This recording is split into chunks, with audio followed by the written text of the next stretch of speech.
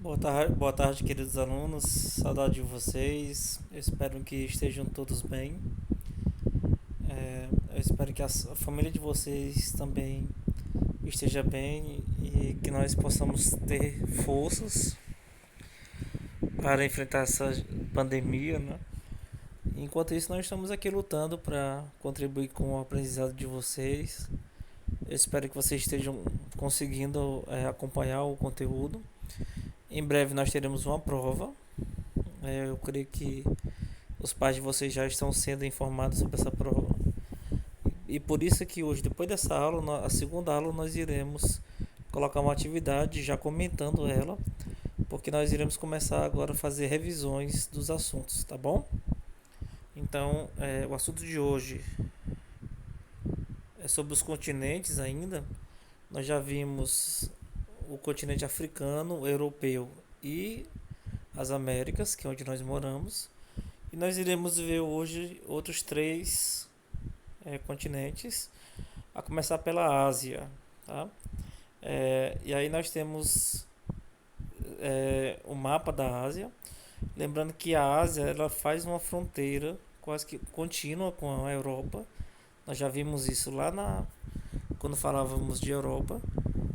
E os dois continentes juntos, né, formam o que nós chamamos de Eurásia, né? Europa e Ásia. Então não existe uma divisão muito clara entre eles, mas no mapa dá para você perceber o tamanho desse continente, como é grande, em termos de território também.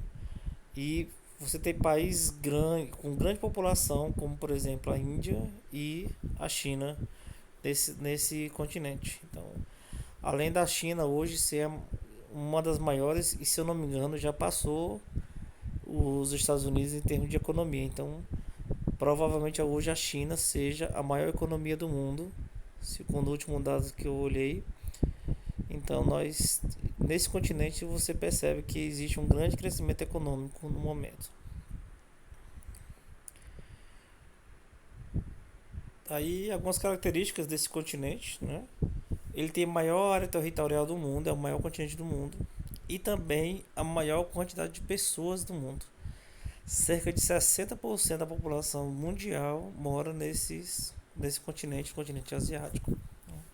E lá está a China e a Índia, que eu acabei de citar para vocês, que são os países mais populosos do mundo.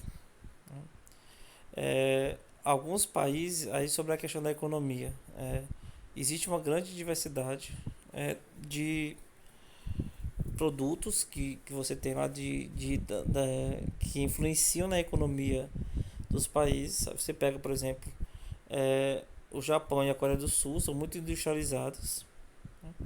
Mas dentro do mesmo continente você tem países que são muito pobres ou que têm uma grande dificuldade de promover o desenvolvimento social para os seus cidadãos, né? É o caso da própria Índia, mesmo sendo tão populoso, Bangladesh, Paquistão.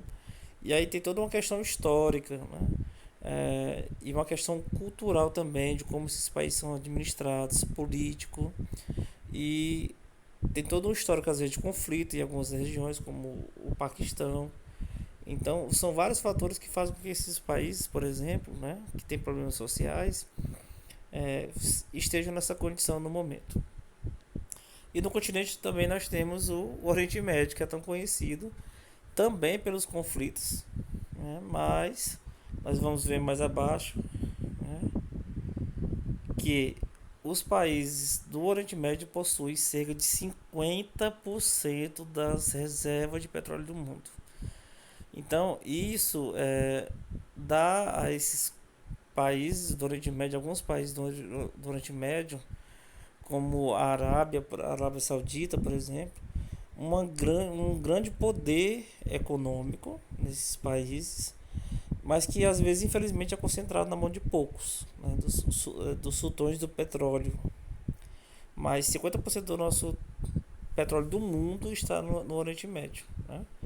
E também lá concentram diferentes etnias e religiões, né? E aí essas diferentes etnias, diferentes religiões que existem dentro do Oriente Médio, né? E algumas religiões radicais fazem com que lá se tenha muitos conflitos por questão religiosa e por questão de raças e etnias.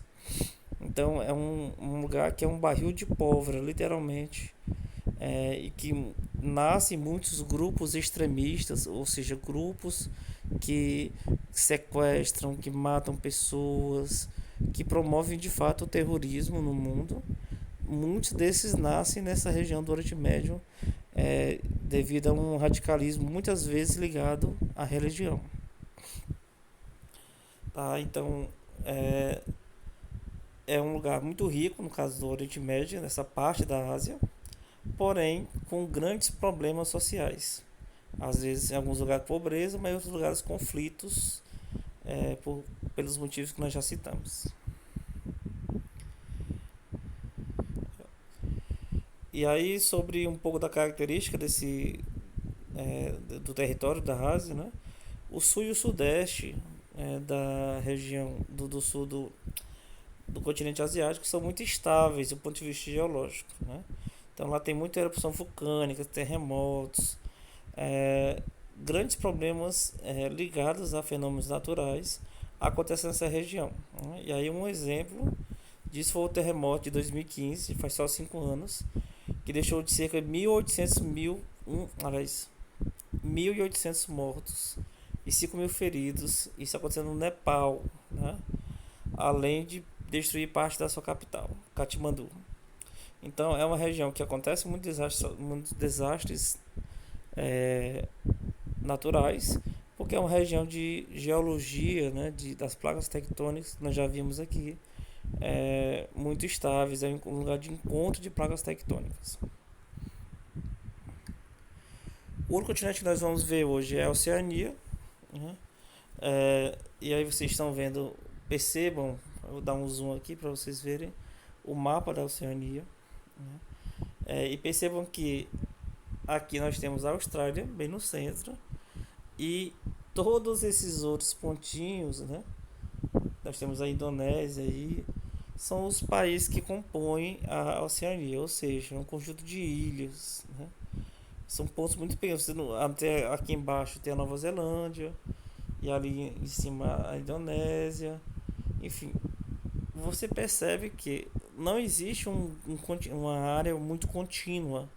Não é um grupo de países contínuos, como a África, por exemplo, e a Ásia que nós acabamos de ver. Então, é, é uma diferenciação muito grande desse continente, essa questão da quantidade de ilhas. Tá? É formado pelo território da Austrália, que nós vimos, e por grandes ilhas, como a Nova Zelândia, o a Nova Guiné e inúmeras ilhas menores.